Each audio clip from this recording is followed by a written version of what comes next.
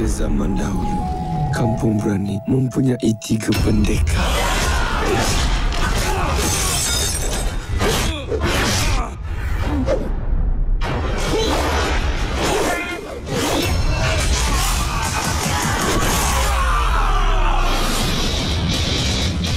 Masa sudah berubah. Gangster bermaharajalela.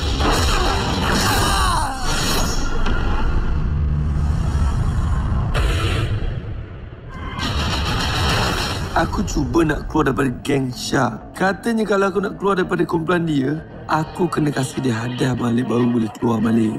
Hadiah apa? Lu budak Kampung Berani kan? Gua mau lu conquer itu kampung. Kasih sama gua. Pakcik siapa? Saya Ustaz Abu.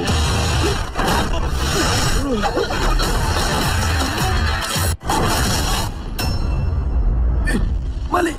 Kau lari daripada penjara kan? Relax boleh tak? Kerja apa? Kerja something. Mana ada Fadil nak jadi something? Fadil jadi gangster.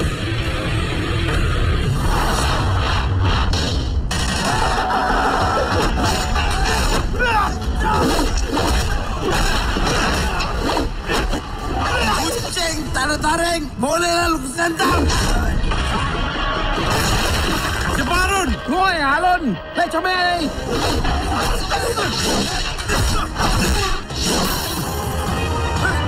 Boleh 7 lagu? Assalam. Takut juga maut. Aku sambut. Tak lari. Takkan takut.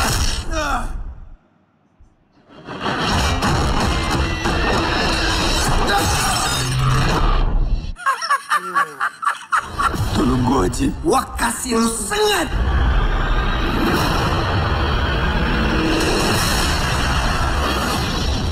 Ini peluang terakhir kau. Buktikan yang kau boleh jadi hero.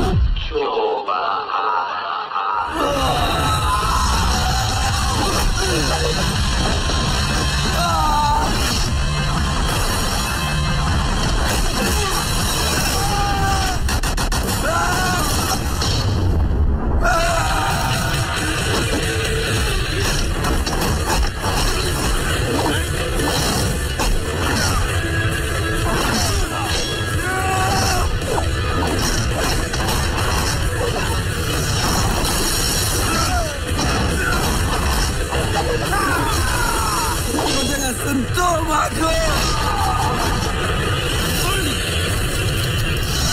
Gua gangster. Abang Long Fadil. Kenal?